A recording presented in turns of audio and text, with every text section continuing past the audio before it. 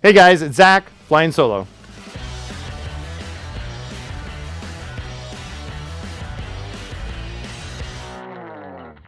This week we're going to be covering a few questions about traps, Horde Bash, and talking a little bit about Halloween. Before we do that, just wanted to make a note that in previous videos we talked about our hero balance and the fact that we needed to adjust the trunk of the tree in order to bring the ability damage into the place where it needed to be. We've done that in 1.7.1, so please go back and play, give us some more feedback. Early signs is that things are feeling better, that ninjas have become viable in the high-end game, but we're going to be continuing to read that. I've heard some reports that health traps now we need to go take a look at those.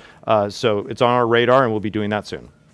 Would it be possible to add elements to traps so they can be more effective against high-level enemies? Yes, traps are something that we want to make sure are effective both in the early game as well as in the late game, making sure that they can do some type of elemental damage or that you have choice in how you do that is something that's important to us. We're going to be continuing to work on that. Two new traps that we've added coming out in our Halloween update should give you some more possibilities in that space, and we're looking forward to your feedback. Why didn't you unlock Horde Bash to everyone's proper level? That's a great question. It was something that we had talked about internally quite a bit about how do we want to allow players to progress throughout the Horde Bash mode. Initially, what we decided to do was start players from the beginning of Horde Bash, so that way they could earn the skill points necessary to be able to build out their forts and then to be able to play at the higher levels. As we saw community feedback, you guys were spot on. The challenge wasn't there for players that progressed further into the game. So, in 1.7.1 that we've released, we've made a change to allow you to progress from where you are unlocked in your main quest progression. We hope that is working better, and we're going to continue to monitor the change and see what else we can do to make Horde Bash a more enjoyable experience.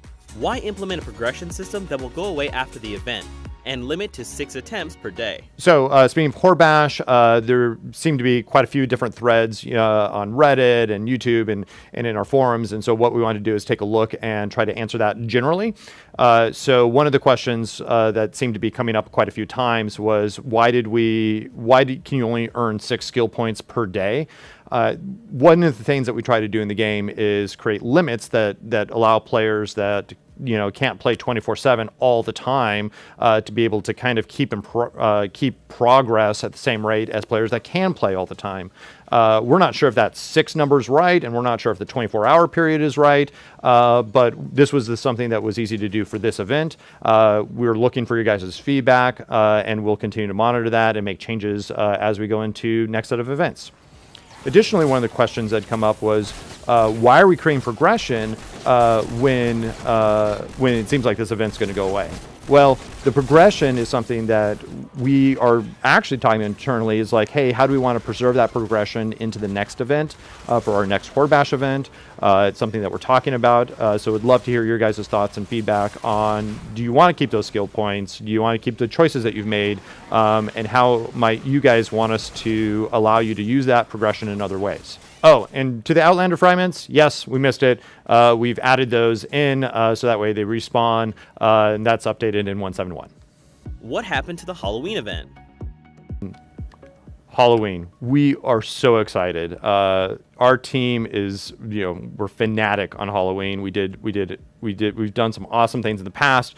So now here we come. So Halloween event is going to be a story quest-driven event. We're going to have 8 new heroes. We're going to have 2 weapons.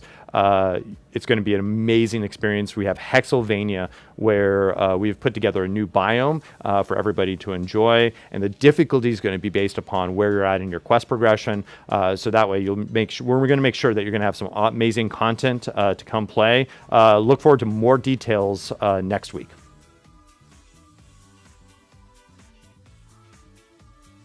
Thank you guys so much. We really appreciate all the feedback. If you guys have any questions, please leave them here on YouTube or on our forums, and we'll be sourcing those for our next video. Have a good one.